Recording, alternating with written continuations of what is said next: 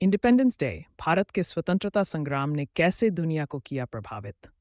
इन देशों को भी ऐसे ही मिली आज़ादी। भारत कल अपना 70वां स्वतंत्रता दिवस मनाएगा। स्वतंत्रता के लिए भारत ने लंबी लड़ाई लड़ी। इस लड़ाई की वजह से ही हमें मई अगस्त 1947 को आज़ादी मिली। देश को यह आज़ादी अनगिनत स्वतंत्रता सेनानियों के बलिदानों और कड़े संघर्ष के बाद हासिल हुई थी। इस स्वतंत्रता संग्राम ने हमें अंग्रेजों की गुलामी से मुक्त कराया ही, साथ ही इसने दुनिया भर के राजनीतिक आंदोलनों को भी काफ़ी प्रभावित किया। आज हम उन्हीं आंदोलनों के बारे में जानेंगे जिन पर भारत के स्वाधीनता संग्राम का असर पड़ा।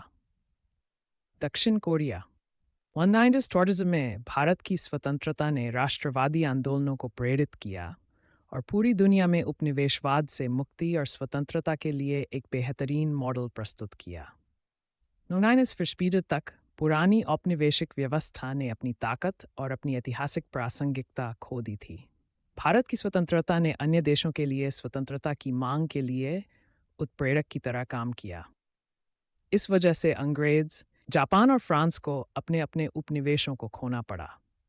1991 में अपने चरम पर पहुंचे असहयोग आंदोलन का कोरियाई स्वतंत्रता आंदोलन पर अप्रत्याशित प्रभाव पड़ा था।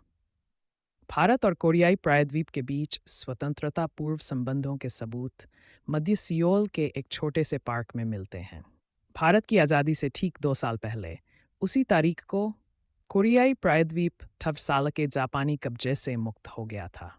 ग्वांगवामुन से कुछ ही दूरी पर स्थित टैप गोल पार्क अमाय के एक मार्च आंदोलन का स्थल है।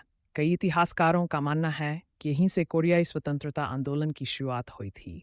दक्षिण कोरिया के इसी पार्क से स्वतंत्रता की उद्घोषणा की गई थी। कुछ कोरियाई शिक्षाविदों का मानना है कि भारत का स्वतंत्रता आंदोलन मार्च फर्स्ट आंदोलन से प्रेरित था।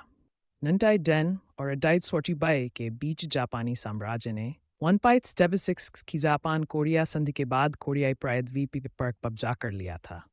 यंटेजोंपी की जापान कोरिया संधि या एल्सा संधि ने कोरियाई प्रायद्वीप को जापान का संरक्षित क्षेत्र बना दिया। इसके 5 वर्षों बाद इस पर औपचारिक रूप से जापान ने कब्जा कर लिया। कोरियाई प्रायद्वीप को 56 साल के संघर्ष के बाद 1945 में जापान से आज़ादी मिली। वंटाई डी डाइजिन थर्डस्टी के बीरोंगे इल्बो और चोसोन इल्बो जैसे अखबारों में प्रकाशित ले बताते हैं कि ब्रिटिश निवेशक शासन के खिलाफ भारतीय उपमहाद्वीप की लड़ाई देश तक पहुंच रही थी। इन रिपोर्टों से संकेत मिलता है कि कैसे आधिकारिक राजनीतिक संबंधों के अभाव के बावजूद कोरियाई प्रायद्वीप भारतीय स्वतंत्रता आंदोलन, विशेषकर महात्मा गांधी के बारे में जागरूक था।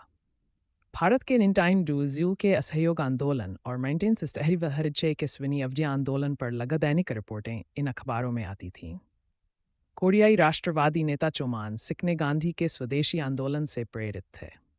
घरेलू उत्पादन पर भरोसा करके विदेशी वस्तुओं के बहिष्कार के गांधीयान से प्रेरित होकर कोरियाई औद्योगिक उत्पादन का समर्थन करने का प्रस्ताव रखा था।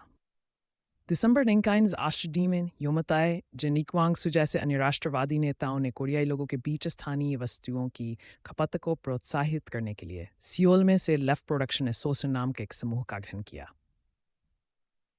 डोगेल्बो अखबार के अध्यक्ष किम सुंग सू द्वारा अक्टूबर 1986 में महात्मा गांधी को एक पत्र